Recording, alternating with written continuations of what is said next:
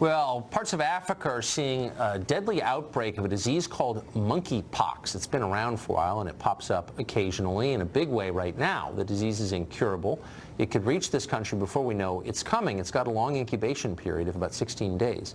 What's the nature of the threat, and is it one to this country? Dr. Roshini Raj is an associate professor of medicine at NYU Langone Health, which is a terrific place, and she joins us tonight. Doctor, thanks for coming on. My pleasure. So if it takes a couple of weeks for a person infected with monkeypox to show symptoms, that suggests you could have people coming over here with it, and then they get sick from it in the United States. What happens then? How contagious is it? What are the effects? Well, the good news is it's not very easily spread between person to person. It's actually more easily spread from a wild animal to a person. But it can be spread amongst human beings, and that's usually through respiratory droplets, but very close contact. So a caregiver of someone who's sick with this virus, that's the kind of person who'd be more prone to get it. But it's still concerning because, as you said, it can be fatal in up to 10% of cases. That's a pretty deadly kind of virus. Is there any kind of defense against it? There's no treatment for it. Now, it is similar to smallpox. So the smallpox vaccine does offer some protection against the monkeypox. However, it's not specifically designed for it, and there is no specific treatment for it other than supportive care. Occasionally, a general antiviral medication can be given in very severe cases, but it doesn't always work. Huh. So if you had an outbreak in this country with obviously the most advanced medical care in the world, do you think you'd still see a 10% fatality rate? I mean, the range is between 2 to 10% in terms of fatality, and because our care is so great in this country, we would hope to be closer to the 1 or 2% level. But again, there is no actual cure for it. So certainly immunocompromised people, young children would be more prone to really succumbing to this virus. So it still could be very deadly even in this country, which is why it's so important that scientists from this country are over in Africa trying to really get a better handle on what causes it, how is it transmitted, because we can't just sort of keep our head in the sand and think it's over there, it's far away. As you said, we're a global society now. Anything can come here in a matter of a couple days. As with so many diseases. That's right. Dr. Raj, thank you very much for your perspective. Thank you. Well, is it time to get real about tightening travel restrictions from countries where this outbreak is occurring and the United States? David Teferi is a former State Department official, and he joins us tonight.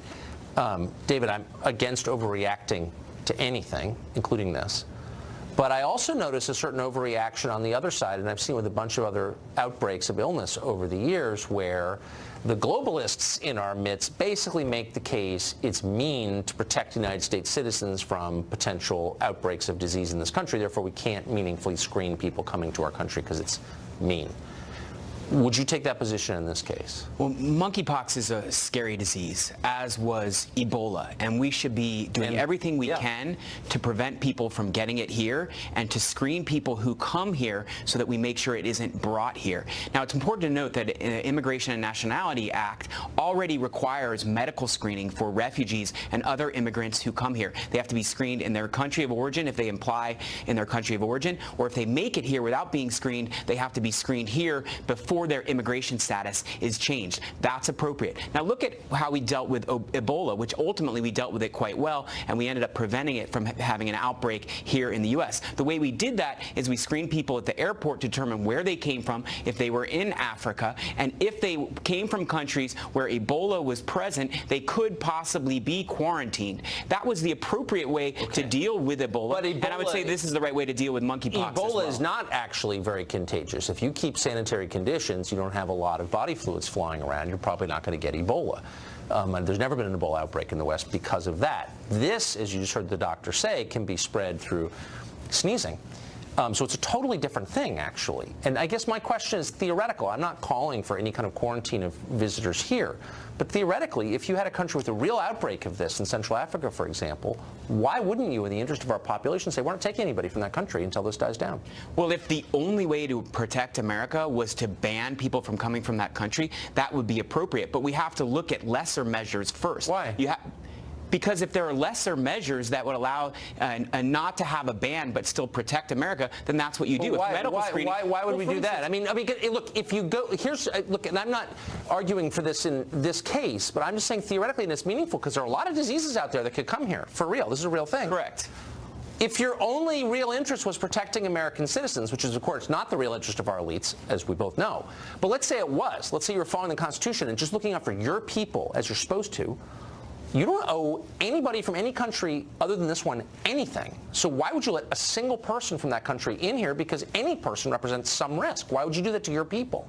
Well, Tucker, you have to look at the science. If a person truly poses a risk because of the country that they're coming from, and there's no way to mitigate that risk in a way to protect American people, then yes, we should ban them. But we should remember we are a country of immigrants.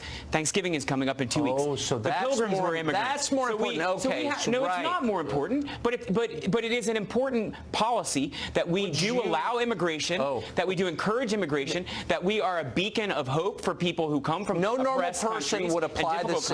And as I said, no person would have that standard with his own children. You wouldn't say, I want to mitigate the risk. You say, no, I want to eliminate the risk because I love them. They're my kids. I care about them. My job is to protect them. But our leaders don't feel that way about us. So like, oh, I'll mitigate it. They'll probably be fine. Maybe not totally fine. Fine enough for you. That's what they're saying.